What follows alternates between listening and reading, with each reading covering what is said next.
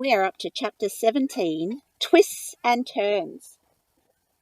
Every single animal species was decimated. After the carp exploded, haunted rotters became a swirling plume of torn fur, shattered glass eyeballs, broken antlers, chunks of stuffing, and decades of dust. Both Abby and Leo had anticipated the destruction that the carp's detonation would cause, and had leapt towards the front window as soon as the fish bounced off Rhino's thick skull. Only when they landed in a shower of furry, glassy rubble on the cobblestone laneway outside did Leo notice that Abby had used Ernie's petrified body as a battering ram to smash through the glass. "How could you do that?" cried Leo, looking at Ernie's stiffened figure lying on the cobblestone. His face was still frozen, as if he'd been paused mid-scream. "He's not complaining," said Abby, jumping to her feet, her hair covered with dust. "You can't just use him as a human shield," protested Leo. "He's our friend." "I have a feeling," said Abby, scraping grit from her tongue with her fingernails, "that something's not right about Ernie." "Yeah," said Leo. "He's mummified, and you just threw him through a plate glass window." "That's not what I meant," said Abby, looking at Ernie's frozen body as smoke billowed out of the shattered remains of haunted rotters. The sound of sirens filled the air nearby. "Come on," yelled Abby. She picked up Ernie under one arm and lugged him down the cobblestone street. "I'll explain later." "Explain what?" called Leo as he chased after her, bewildered by the apparent ease in which she was carrying Ernie. "Later," said Abby over her shoulder as she ran.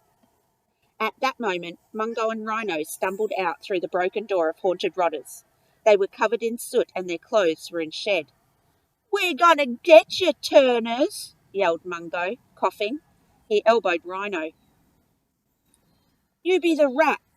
"Aw," protested Rhino. "Why am I always the rat?" "Not always," said Mungo. "Most of the time." "Why can't I be the—" Mungo slapped Rhino on the back of the head. "Just shut up and do it." Leo glanced back and saw Mungo tightly clenching his fists and grunting loudly, his eyes clamped shut, his face red and shaking with concentration.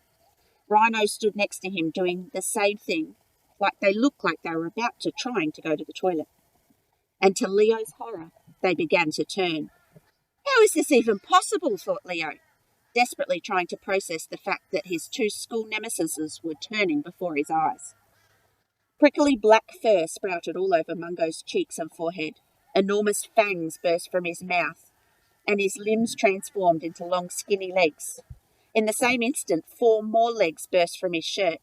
He arched forward and scuttled towards Leo and Abby on 8 arachnid legs. But this was no normal turn. Mungo was expanding. Leo always turned to the regular size of the animal that he changed into, but Mungo was growing bigger.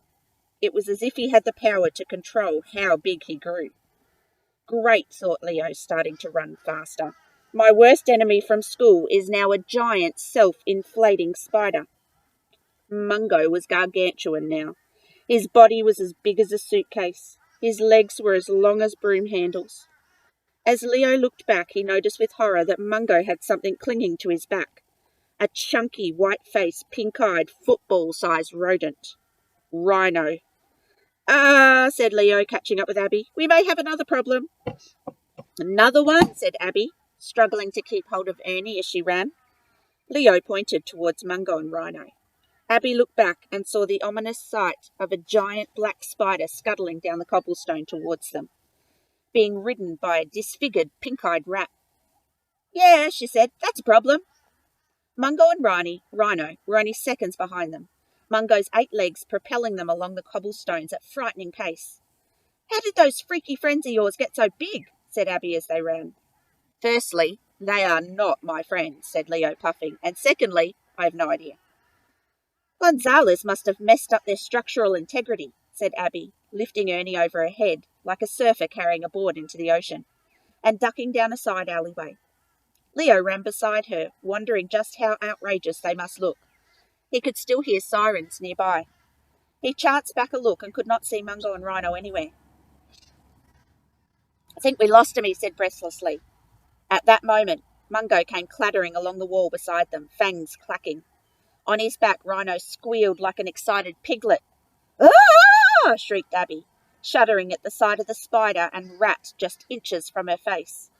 She swung Ernie's petrified body sideways and bashed Mungo and Rhino with his head. Mungo crumpled as his legs wrapped around the enormous body, and he tumbled into the gutter. Rhino bounced onto the cobblestones like a hairy football. Leo was impressed, but nonetheless outraged. "You can't just use Ernie like a baseball bat," he yelled. "It was more of a tennis swing, actually," said Abby. At that moment, Rhino scrambled along beside them, teeth nipping at their ankles. Leo remembered how Mungo and Rhino had pursued him relentlessly through the mountains at Camp Stillbone, a chase that had led to Leo falling into a net of cactuses. But this time was different. This time, Leo had the advantage of speed and size. Leo stopped sharply and unleashed an almighty dropkick straight to Rhino's gut. A high-pitched squeal burst from Rhino's mouth as he somersaulted backwards through the air. "Goal!" said Leo, punching the air as Rhino slammed into a wall. "Nice!" called Abby. But Leo's triumphant moment was short-lived. Mungo had uncurled himself and was scuttling along towards them. Rhino, meanwhile, sat up, sniffed the air, and rejoined the chase from down in the alleyway. "Can't anything stop these mutated morons?" yelled Abby. They burst out onto a main road. Leo was completely disoriented. He was sure that it could only be a matter of seconds until someone saw them lugging around what appeared to be the dried-out body of a small teenager. He glanced back and saw that Rhino had jumped onto Mungo's back again. Mungo had injured one of his 8 legs and was limping slightly, but they were still not slowing.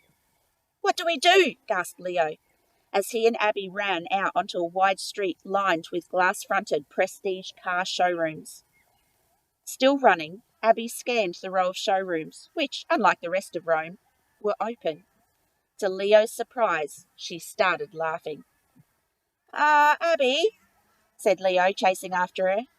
He glanced back at the alleyway. Mungo and Rhino hadn't appeared yet. "What are we doing?" "Hold this," she said, thrusting Ernie into Leo's arms. "And wait here. We're taking a test drive." Leo watched as Abby sprinted across the road and disappeared through a double glass door. Many things happened in that few seconds. Firstly, Leo noticed that Ernie's body felt oddly light. At the same moment, he saw that the showroom window of the building Abby had just run into was lined with rows upon gleaming rows of brand new Fiat 500s. "Test drive?" said Leo. "Oh no, she wouldn't." But 5 seconds later, Abby did. And she did it at 120 kilometres per hour from a standing start at the back of the Fiat 500 showroom. Only later would Leo hear how Abby had snatched the keys right out of the hand of a burly customer, wearing reflective sunglasses and a black silk shirt that was open to his hairy chest. The hirsute customer and the Fiat salesman barely realised what had happened before Abby had slid straight into the shiny leather driver's seat of the red custom design prestige convertible Fiat 500 and reversed out onto the road at full speed in a screech of rubber. She tore round the corner, her long black hair billowing behind her, and slammed on the brakes beside Leo. "Get in!" she shouted. "You're actually doing this," said Leo, tossing Ernie headfirst into the back seat and jumping into the passenger seat next to Abby. "You know what they say," said Abby. "When in Rome." "What, when in Rome, steal a custom-built limited edition Fiat 500, yelled Leo. The Fiat salesman and the hairy-chested customer came running out of the Fiat showroom, screaming a litany of profanities in Italian, just as Mungo and Rhino burst out into the alleyway. "Virus animale!" yelled the men in horror as they saw the giant spider with a rat on its back. They spun around and ran screaming back into the showroom, locking the door behind them. "You do know," said Leo, clicking on his seatbelt, "that this is just one of 3 turbo-boosted Fiat 500s in the world." "Oh yeah," said Abby, punching the button on the steering wheel marked turbo and slamming her foot down on the accelerator. "I know it all right." Ooh, so they've stolen a car. They're driving it through. It's a turbo car and has a special button. I wonder what they're going to get into next. Our next chapter is called Chapter 18, Rendezvous in Roma. Now, rendezvous means a meeting. I wonder who they're meeting with. I can't be certain. I'll see you next time.